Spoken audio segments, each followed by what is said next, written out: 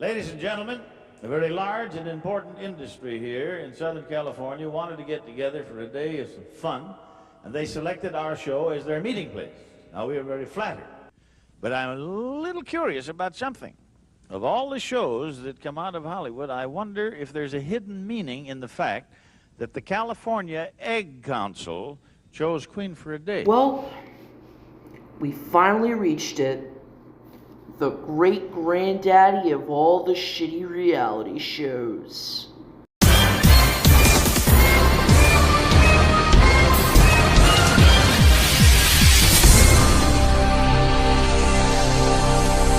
Today, we're going back. How far back, you may ask? Well, how about to 1956? Yes, we're going back to a time when Elvis swinging his hips was scaring parents all across America, and when senators were clutching their pearls over anything that could be considered socialism. Back in the 50s, there were only 3 major television channels grappling for control in the United States.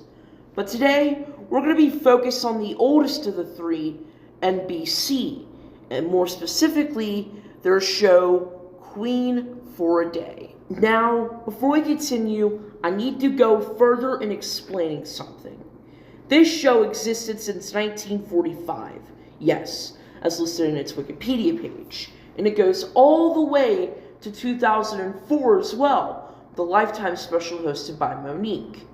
But specifically, today we are covering the version that aired from 1956 to 1960 on NBC, that was moved from ABC from 1960 to 1964. Future versions of the show will be shown if brought up, but for the most part, we're sticking to the original from 1956 to 1964. Now, in the 50s, television shows often had sponsors. Usually, there was some company that was willing to come to terms with the fact that shows needed funding. Some shows still continue to have sponsors to this day. However, they were not to the level of shows in the 50s. Anyway, enough expositional lecture. Let's move on to how the show worked. Filmed from the Moulin Rouge, and no, not the one sung about in Lady Marmalade, the show began with host Jack Bailey giving some form of humorous exposition, often going into making jokes about why the audience was there, before asking the all-important question, would you like to be queen for a day? We then get introduced to 4 women. Each of them would give a story about a recent financial trouble or some other plight, such as raising a sick kid, needing money for hearing aids, or wanting something for their home. Oftentimes, these contestants would break down sobbing in spectacular fashion. After their brief exchange with Mr. Bailey, we get commercials. Damn it, really? Even in the 50s, the show is jam-packed with them. At least in modern times, you could skip them or they aren't all jam-packed in the show all willy-nilly, but here they're forced into the damn show. And after all 4 contestants give an example of their plight, the audience would vote on who deserved to be queen for a day, with the loudest applause being made the winner. The winner was crowned queen and was given an illustrious cape, sat on a throne, and was, well, basically made queen.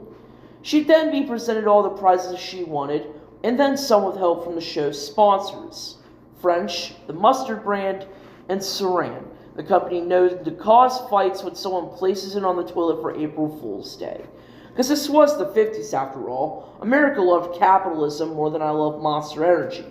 The other contestants that lost the show would be given consolation prizes and told to fuck off, and boom, that was the show. While the show is a smash hit, with many often citing it as helping their families in a YouTube comment section, dare I say it?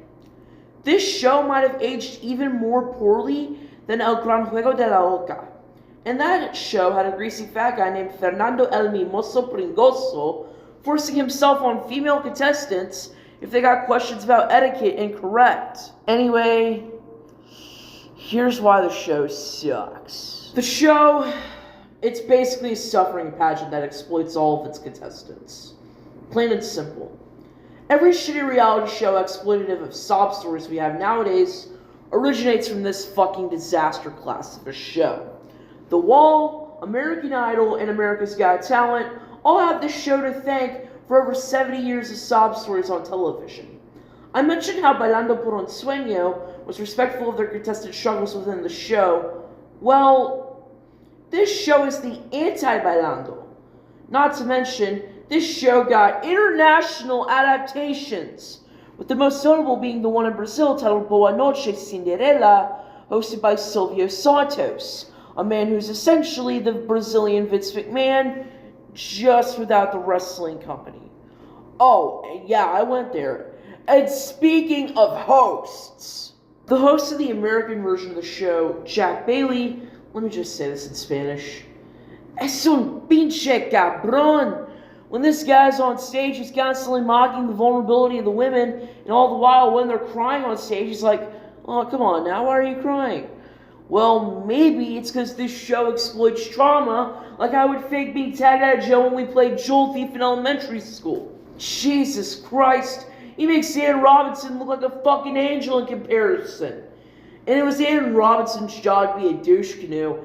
It was certainly not this dickhole's job. All in all, Queen for a Day was an exploitative cesspit that should have never been fucking made. Plain and simple. This show makes the Wall treatment of contestant struggles look like Bailando por un Sueño's treatment of contestant struggles. I've seen shows where sob stories feel like they make up 80% of the show. Well, here, they actually make up 80% of the show, with the other 20% being advertisements for mustard and plastic wrap. I know this show got a reboot in 2004, but god damn, this is literally an example of a show that could not be made today due to the backlash being too extreme. However, the show is mostly lost due to destruction of wiping of tapes being common in the 50s. And me being a sucker for media preservation would say, you fools, what the fuck is wrong with you? Anyways, guys, that's going to do it for today's video. I'm Duality Dustman, and I will catch you guys on the flip side.